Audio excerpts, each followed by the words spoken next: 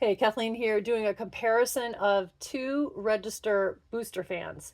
Now, they both work very similarly. There's a couple of differences I want to point out, and then you can make a decision which would be better for you. So I removed this old register cover, and the one thing I did like about this was that I could open and close the vents on this, and the one thing that I can do with this one, which is the Atom Nexus, is it does have this vent cover that I can take off or keep on. And like if there's a season where I'm not using it, I can always put the vent cover on it and it just covers it over. Now, they both come with remotes.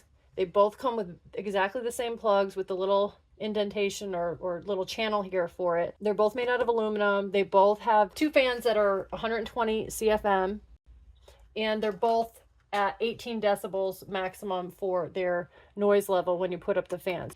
The design is different. That's a difference. The remotes are a little bit different. Well, quite a bit different. But they both operate exactly the same way here right on the register cover.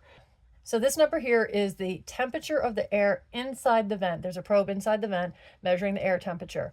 And when you come over here to this little snowflake, this is the threshold temperature that you want the fans to start kicking on and pushing the cold air from the air conditioning into the room. So if the air inside the vent is 60 degrees or less, which means your air conditioning is on, then you want it to kick on the fans and blow the cold air into the room.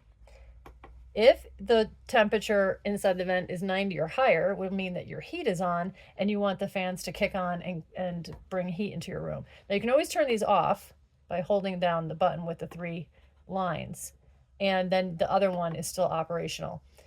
And then here's your fan speed. So let's take this vent cover off so you can hear the fan speed.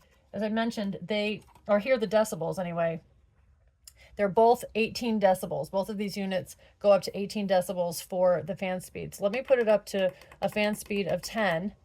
And again, I'll show you this in a second, but I could use this to alter the fan speed.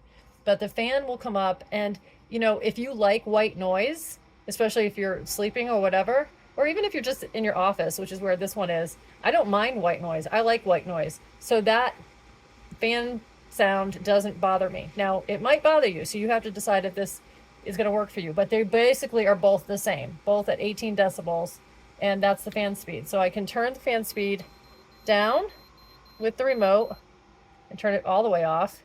And then I can do the same thing with the temperature when I want to set like my cooling temperature. I can do that from the remote. But you don't really need to, because once you get this set up, whether you're doing it from here or the remote, you're really never going to probably touch it again. You might tweak it once or twice, but I don't really see a huge need for the remote except for the wind speed. So this Biowind one has a remote that just does the wind speed. And if you're in bed or something and it's just there's too much wind or not enough wind, or the fan's not high enough, then you can do that. But as far as setting everything up, which this does allow you to do, you probably do it once and then you probably don't need it again in terms of anything except the wind speed.